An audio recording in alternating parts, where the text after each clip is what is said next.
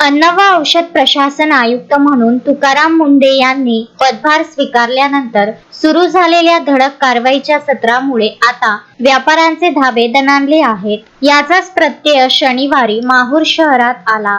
शहराचे प्रवेशद्वार असलेल्या उखडी घाटातील पुलाजवळ हजारो रुपयांचा मुदतबाह्य शीत पेय आणि मसाला पावडरचा साठा कोणीतरी अज्ञात व्यक्तीने फेकून दिल्याची धक्कादायक घटना उघडकीस आली. शनिवारी सकाळी उखडी घाटातील पुलाजवळ मोठ्या प्रमाणात खाद्यपदार्थ विखुरलेल्या अवस्थेत आढळून आले. यामध्ये प्रामुख्याने शीत पेय आणि मसाला पाकिटांचा समावेश होता.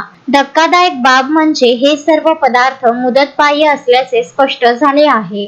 घटनास्थळी सापडलेल्या फ्रुटीच्या बाटलीवर 9 ऑगस्ट 2025 तर कोका कोलाच्या बाटलीवर 24 जून 2025 अशी मुदतबाह्य तारीख नमूद आहे. आरोग्याला घातक असलेला हा साठा विक्रीसाठी ठेवला होता का, यावर सध्या तर्कवितर्क लढवले जात आहेत. राज्यात 29 मे रोजी तुकाराम मुंढे यांनी अन्न व औषध प्रशासन आयुक्त पदाची सूत्रे स्वीकारल्यापासून भेसळयुक्त आणि मुदतबाह्य वस्तूंविरोधात आक्रमक मोहीम उघडली आहे. यामुळे घाऊक आणि किरकोळ व्यापाऱ्यांमध्ये खळबळ उडाली आहे. या धाडीच्या भीतीपोटीच हा माल उघड्यावर टाकून दिल्याची चर्चा परिसरात रंगली आहे. अन्न व औषध प्रशासनाच्या नांदेड येथील पथकाने 15 जून रोजी माहूर शहरात तर 16 जून रोजी वाई बाजार येथे काही दुकानांची तपासणी केली होती. या तपासणीनंतर अवघ्या काही दिवसातच उखडी घाटात आणि वाई बाजार परिसरात एवढ्या मोठ्या प्रमाणात मुदतबाह्य माल टाकून दिल्याचे आढळल्याने